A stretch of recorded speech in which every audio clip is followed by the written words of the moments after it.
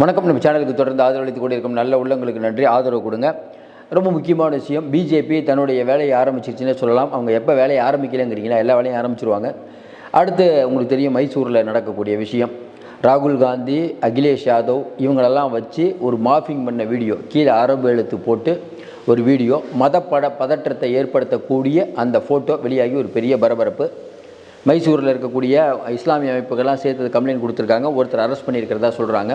இந்த மாதிரி பதட்டத்தை பிஜேபி ஏற்படுத்துவதும் அப்படிங்கிறது பார்த்துருக்கோம். அவங்க தான் இந்த மாதிரி வேலையெல்லாம் பண்ணுவாங்க. ஒருத்தரை பிடிச்சிருக்காங்க, அவர்கள் நியாயம் கண்டிப்பாக நடக்கும். இதையும் தாண்டி இன்னொரு முக்கியமான விஷயம், நாடாளுமன்றத்தில் அனுராக் தாக்கூர் 000, அதாவது நம்ம ராகுல் காந்தி ஜெயிக்கும் போது, அதாவது தொடர்ந்து அவருடைய ராகுல் காந்தி வரும்போதெல்லாம் 0 ஆகுது, 0 அப்படின்னு அந்த 0 மீட்டர் பார்ப்பாங்கல்ல, பெட்ரோல் நம்ம கடைக்கு போனால் 0 பாருங்கம்பாங்க, 0 பாருங்கள் அப்படிம்பாங்கள்ல, அந்த மாதிரி ராகுல் காந்தி 0 பார்க்குற மாதிரி ஒரு ஃபோட்டோவை போட்டு இன்றைக்கி அனுராக் தாக்கூர் பேசியிருக்காரு. அதாவது வலிமை உள்ளவர்கள் அப்படின்னு இன்றைக்கி பெரும்பாலானங்களில் தொடர்ந்து ஜெயிச்சு கொண்டிருக்கக்கூடிய பிஜேபி, காங்கிரஸ் முக்து பாரத், காங்கிரஸை இல்லைன்னு சொல்லக்கூடிய பிஜேபி ஏன் காங்கிரஸை தொடர்ந்து அட்டாக் பண்ணுதுன்னா அவங்களுக்கு தெரியும் காங்கிரஸ் தான் இன்றைக்கி அவர்களுக்கு மிகப்பெரிய எதிரி. காங்கிரஸ் இல்லாத பாரதம் அப்படின்னு நோக்கி போகலான்னு நினச்சாங்க, அது முடியல. இன்றைக்கி இருக்கக்கூடிய சூழ்நிலையில் இந்த 2 விஷயங்கள் ரொம்ப கவனம் இருக்கக்கூடிய விஷயங்கள். ராகுல் காந்தியோடைய ஃபோட்டோவை மார்ஃபிங் பண்ணி இந்த மாதிரி அரபு எழுத்து போட்டது. ஏற்கனவே ராகுல் காந்தி காங்கிரஸ் ஆட்சிக்கு வந்தால் பாகிஸ்தானில் கொண்டாடுவாங்க வெடி வெடிச்சு அப்படின்னு ஐயா பிரைம் மினிஸ்டர் பேசுகிறாரு. இன்னொன்று ஒரு நீதியரசரே சொல்கிறாரு பாகிஸ்தான் அப்படின்னு ஒரு இந்த இடம் பாகிஸ்தான் பேர் சொல்லி அப்படி சொல்லக்கூடாதுன்னு உச்சநீதிமன்றம் கண்டனம் தெரிவிக்கிற அளவுக்கு நடந்தது. பெரும்பான்மையான இந்துக்கள் இருக்கும்போது இங்கே இருக்கக்கூடிய சிறுபான்மை மக்கள் அட்ஜஸ்ட் பண்ணி நடந்துக்கணும்னு அலகாபாத் உயர்நீதிமன்ற நீதிபதி சொல்லி அது ஒரு பெரிய விஷயமாக போயிட்டு இருக்குது. இந்த மதச்சார்பற்ற அப்படிங்கிற பேரை எடுத்துருங்க அப்படின்னு சுப்பிரமணிய சாமி கேஸ் போடுறார். அதுக்கப்புறம் நிறைய இடங்கள் எங்ககிட்ட இருக்குது, இஸ்லாமியர்கள் விட்டு கொடுக்கணும் அப்படின்ட்டு பெரிய பேச்சு, பட்டேங்கத்தோ கட்டேங்க அப்படின்ட்டு யோகியோடைய பேச்சு நம்ம பெரிய அளவுக்கு பேசிகிட்டு இருந்தோம். இப்படிப்பட்ட சூழ்நிலையில் இந்த விஷயங்கள்லாம் வச்சு பார்க்கும்போது ஒரு விஷயம் மட்டும் நல்லா தெரியுது. இன்றைக்கி இருக்கக்கூடிய சூழ்நிலையில் பிஜேபி அப்படிங்கிற ஒரு கட்சி, அதுவும் குறிப்பாக ஒன்றிய அரசு வலிமையாக இருப்பது போல் காட்டிக்கொண்டாலும் இவர்கள் வலிமையாக இல்லை. இவர்களுக்கு பல சிக்கல்கள் இருக்குது.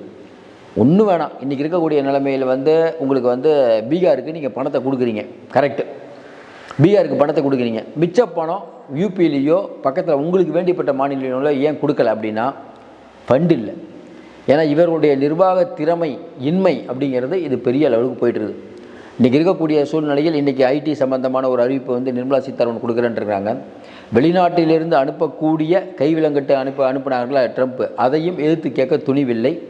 உள்நாட்டில் இருக்கக்கூடிய பணவீக்கம் ஏற்கனவே அதிகமாகிடுச்சு, அதை கட்டுப்படுத்த முடியல. ஏற்கனவே நம்ம சொன்ன மாதிரி அதானி அவர்கள், அம்பானி அவர்கள் நிறைய பேருக்கு வராக்கடன் அது பக்கம் ஒரு பக்கம் போயிட்டுருக்குது. இவங்க பட்ஜெட் போட்டதும் பெருசாக வளர்ச்சி திட்டங்கள் இல்லை. அப்படி இருக்கும்போது இவர்கள் என்ன நினச்சிட்ருக்காங்க அப்படின்னா இப்படியே கவர்மெண்ட்டை கொண்டு போயிடலாம். ஏதாவது கேட்டாங்கன்னா காங்கிரஸை பற்றி பேசுகிறது, அப்படி பேசுகிறது, இப்படி பேசுகிறது. பிரைம் மினிஸ்டர் வெளிநாடு போயிட்டார். இப்போ அடுத்த தேர்தலுக்கு பொட்டி கட்டிட்டாங்க. அடுத்த வருஷம் தேர்தலுக்கு தமிழ்நாடு, அதுக்கப்புறம் பார்த்திங்கன்னா மேற்கு வங்காளம், இப்போ வரக்கூடிய பீகாருக்கெல்லாம் போயிட்டாங்க. இன்றைக்கி இருக்கக்கூடிய சூழ்நிலையில் ஒரு மத பதட்டத்தை உருவாக்குறது மட்டும் இல்லாமல் இவருடைய எண்ணம் என்னென்னா பட்டியலின மக்களுடைய வாக்குகளை கவரணும். ஏன்னா இன்றைக்கி பிஜேபிக்கு பெரிய சிக்கல் என்னென்னா காங்கிரஸிடம் இருந்த பட்டியலின வாக்குகள் ஏற்கனவே பிஜேபிக்கு வந்துருச்சு, அதை காங்கிரஸும் ஒத்துக்குச்சு. அப்படிப்பட்ட சூழ்நிலையில் இன்றைக்கி பீகாரில் இவங்களுக்கு பிரச்சனை. ஏன்னா சிராக் பாஸ்வான் இருந்தாலும் அங்கே பட்டியலின வாக்கள் இவங்களுக்கு வருமா அப்படிங்கிறது சந்தேகம். அப்போ என்ன பண்ணலாம்? அதுக்கு தான் இப்போ இந்த மாதிரி அறிவிப்பெல்லாம் பார்த்தீங்கன்னா டெல்லியில் முதலமைச்சராக ஒரு பட்டியலின பெண்ணை போடலாமா, இல்லை பெண்ணை போடலாமா, பட்டியலினவர்களுக்கு நிறையா அதிகாரம் கொடுக்கணும் அப்படிங்கிற குரல்கள் ஒலிக்க காரணம் என்ன, அவங்களுக்கு எப்பயுமே ஒரு முகமுடி தேவை. எப்படி திரௌபதி முர்மு அவங்களை வச்சுருக்காங்களோ அதே போல்.